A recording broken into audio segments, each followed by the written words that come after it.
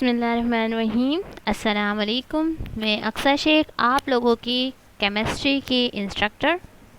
आज हमारा केमिस्ट्री का लेक्चर का टॉपिक है केमिकल इक्वेशन। लास्ट के लेक्चर में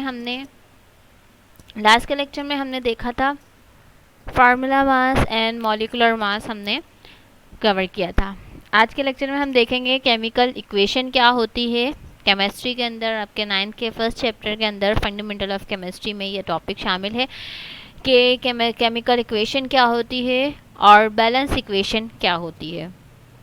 केमिकल इक्वेशन को किस तरीके से समझा जा सकता है, मतलब किस तरीके से वो लिखी हुई होती है और क्या है, और बैलेंस केमिकल इक्वेशन भी हम देखेंगे नेक्स्ट लेक्चर में। केमिकल इक्वेशन आज के लेक्चर में हम कवर करेंगे। लेक्चर स्टार्ट करने से पहले मैं सबसे रिक्वेस्ट करती हूँ कि हमारा अज़म चैनल को सब्सक्राइब करें और बेल आइकन को भी क्लिक करें। अगर लेक्चर आपको समझ आता है तो काइंडली लाइक करें, शेयर करें और कमेंट में कोई भी कन्फ्यूजन हो, कोई भी क्वेश्चन हो, आप इससे पूछ सकते हैं। Let's start lecture. Chemical equation. Chemical equation क्या होती है? Short hand method for describing the chemical reaction, यानी केमिकल रिएक्शन को शॉर्ट तरीके से डिस्क्राइब करना। अब हम इसको किस तरीके से कह सकते हैं कि जैसे आपके पास कोई भी केमिकली कोई प्रोडक्ट्स बनता है, ठीक है। लाइक आपके पास सोप बनता है, ठीक है। सोप बनता है तो सोप के अंदर आपके पास क्या क्या इंग्रेडिएंट्स शामिल हैं और जो जो आपके पास इंग्रेडिएंट शामिल है उनको किस तरीके से एक आप कहते हैं कि उसकी रेसिपी आप करें, ठीक है। कोई भी खाना अगर आप बनाते हैं, आप इंग्रेडिएंट्स लिखते हैं और फिर आपके पास तरकीब भी दी हुई होती है, यानी रेसिपी दी हुई होती है। रेसिपी को सही से समझने के लिए अब आप इसको केमिकल केमिस्ट्री में इस तरीके से समझ सकते हैं कि अगर आप कोई सॉप बना रहे हैं तो सॉप के अंदर क्या क्या चीज़ें शामिल हैं वो तो हमारे पास पता चल जाएगा, लेकिन किस तरीके का रिएक्शन हो रहा है, कितनी हीट देनी है, क्या क्या कितना आपने इसमें शामिल करना है, कितने मॉलिक्यूल शामिल होंगे तो एक आपके पास रिलेवेंट प्रोडक्ट बन के आएगी। तो ये सारी चीज़ें आपको एक केमिकल रिएक्शन के अंदर केमिकल इक्वेशन जो है वो आपको बताती है। किस तरीके से वो हम आगे देखेंगे। केमिकल इक्वेशन क्या कैसे लिखी गई होती है, तो ये एक शॉर्ट एंड मेथड होता है, एक तरीका होता है आपके केमिकल रिएक्शन को डिस्क्राइब करें। रिएक्शन क्यों होता है? क्योंकि आप एक न्यू प्रोडक्ट बनाने वाले होते हो। जैसे मैंने अभी आपको सोप की एग्जांपल दी है और आपके कुकिंग में अगर हम लें तो वो आप एग्जांपल ले सकते हैं कि जो भी इंग्रेडिएंट्स होते हैं उसको कितने % शामिल करना है, किस तरीके से करना है, कितनी हीट पे रखना है, कितना बॉइलिंग पॉइंट टेम्परेचर होना चाहिए। ये सारी चीज़ें आपको एक रेसिपी में आपको मिल जाती है, मेथड में मिल जाती है। मेथड आप कह लें तो ये भी, इसमें भी हमारे पास है केमिकल इक्वेशन आपका एक तरीका है बताने का किसी केमिकली रिएक्शन को, उसको डिस्क्राइब करने का। जो the starting substance is known as reactants written on left hand side, यानी जो स्टार्टिंग सब्सटेंस होता है वो हमेशा रिएक्टेंट्स कहलाता है। स्टार्टिंग सब्सटेंस यानी जो शुरू में आपके पास केमिकल इक्वेशन एक लिखी हुई होगी, उसमें शुरू में जो हमारे पास सब्सटेंस होगा वो रिएक्टेंट्स कहलाएगा। वो हमेशा लेफ़्ट हैंड साइड पे लिखा हुआ होता है, ठीक है। लेफ़्ट हैंड साइड मतलब आपके पास इस तरीके, यहाँ वाली साइड राइट हैंड साइड ये वाली साइड होती है।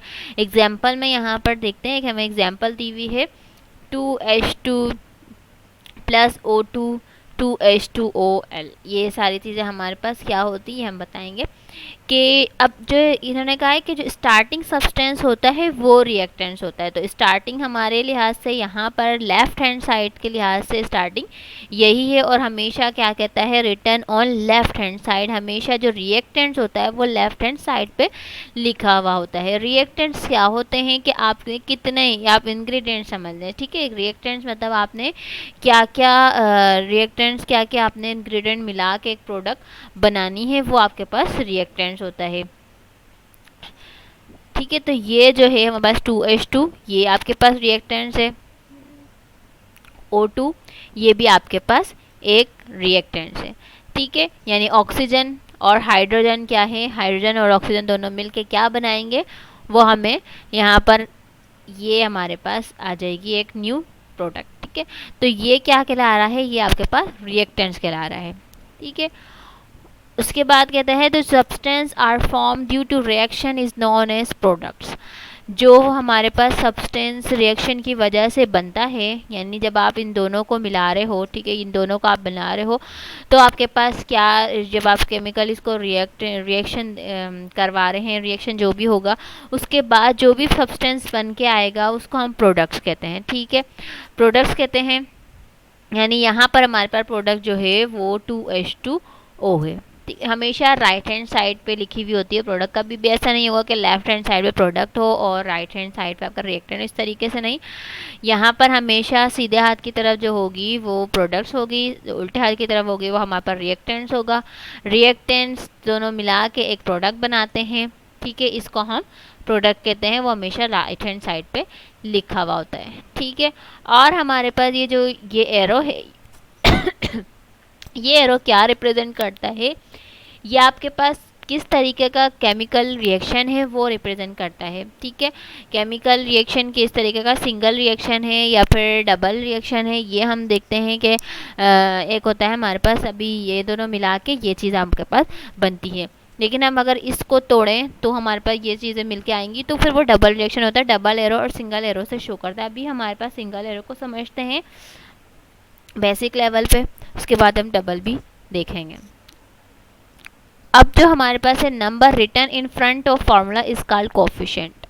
यानी जो आपके पास फार्मूला के सामने जो लिखे हुए होते हैं उनको हम कोफिशिएंट कहते हैं, जो कि बता रहे होते हैं कि हमारे पास कितने नंबर ऑफ मॉलिक्यूल्स शामिल हैं रिएक्टेंट्स के या फिर प्रोडक्ट्स के। देखें यहाँ पर जो है, यानी इन्होंने क्या क्या है कि हमारे पास number written in front of formula is called coefficient. यानी जो इस फार्मूला के सामने जो लिखा हुआ होता है वो हमारे पास कोफिशिएंट कहलाते हैं। कि हाइड्रोजन के 2 मॉलिक्यूल, ऑक्सीजन का एक ही है, और हमारे पास प्रोडक्ट के 2, यानी प्रोडक्ट में भी 2 हाइड्रोजन का इनके मॉलिक्यूल्स बन गया। यानी हाइड्रोजन के हमारे पास कितने मॉलिक्यूल लेके जा रहा है, 2H2O, यानी कि 2 आपके पास हाइड्रोजन के मॉलिक्यूल जा रहे हैं, तो ये हमारे पास कोफिशिएंट कहलाता है। और फिर प्रोडक्ट में भी क्या बन के आया है, 2H2O, यानी H2O के 2 मॉलिक्यूल हमारे पास बन के आए हैं, तो हमारे पास ये क्या कहलाएगा, ये हमारे पास कोफिशिएंट कहलाता है, कोएफिशिएंट कहलाता है। अब जो एक्सप्रेशन SgL, जो एक्सप्रेशन यहाँ पर लिखी हुई है, आप यहाँ पर देखें इस तरीके से इक्वेशन में G और L, ठीक है, ये क्या शो करती है, ये आपके पास स्टेट शो करती है कि ये या गैस है, सॉलिड है एंड लिक्विड है, रिएक्टेंट या प्रोडक्ट का। यानी कि आपको कोई भी हम कहें कि हाइड्रोजन मिलाना है और ऑक्सीजन मिलाना है, ठीक है, हाइड्रोजन आपके पास सॉलिड फॉर्म में भी है, गैस फॉर्म में भी है और लिक्विड फॉर्म में भी है, तो वो कहेंगे भाई किस फॉर्म में मिलाना है, किस स्टेट में मिलाना है, तो आप उसको यहाँ पर आप इजीली केमिकल इक्वेशन से कंसिडर कर सकते हो, इजीली आप समझ सकते हो कि हाइड्रोजन जो है वो गैस की फॉर्म में गया, ऑक्सीजन भी गैस की फॉर्म में गया। जब दोनों को इस गैस मिली हैं, दोनों रिएक्शन हुआ है, तो हमारे पास एक लिक्विड फॉर्म में हमें वाटर मिला है। ठीक है, H2O फार्मूला जो होता है वो वाटर का होता है। तो ये जो हमारे पास रिएक्शन के अंदर जो आपके पास लिखी हुई हो, तो ये हमारे पास शो करता है कि कौन सी स्टेट में आपने रिएक्टेंट शामिल किया है या फिर प्रोडक्ट आपको किस स्टेट में मिला है, वो आपके पास शो करता है। तो यहाँ पर जो है ये गैस हमारे पास H2 भी गैस में गया है, O2 भी आपके पास गैस फॉर्म में गया है, फिर हमें किस फॉर्म में, लिक्विड जो है, लिक्विड की फॉर्म में हमें ये प्रोडक्ट मिली है।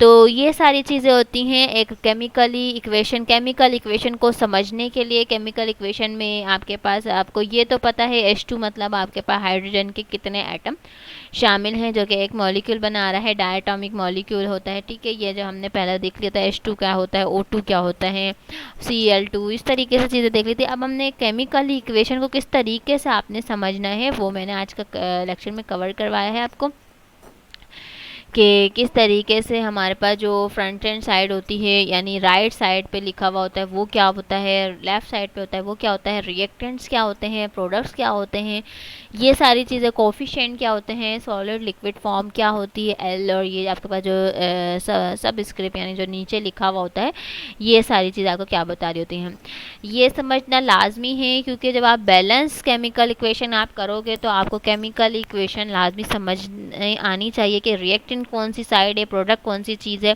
क्या क्या हैं, तो इनको अच्छे से समझना ज़रूरी है। उसके बाद ही आप बैलेंस केमिकल इक्वेशन कर सकते हो, एक केमिकल रिएक्शन को अच्छे से समझ सकते हो कि कौन सा रिएक्शन हो रहा है कौन सा नहीं। ये आपका एमसीक्यूज़ में बहुत ज़्यादा आता है, तो काइंडली लेक्चर को कंप्लीट देखें और इसको समझें और आगे इसकी तैयारी करें।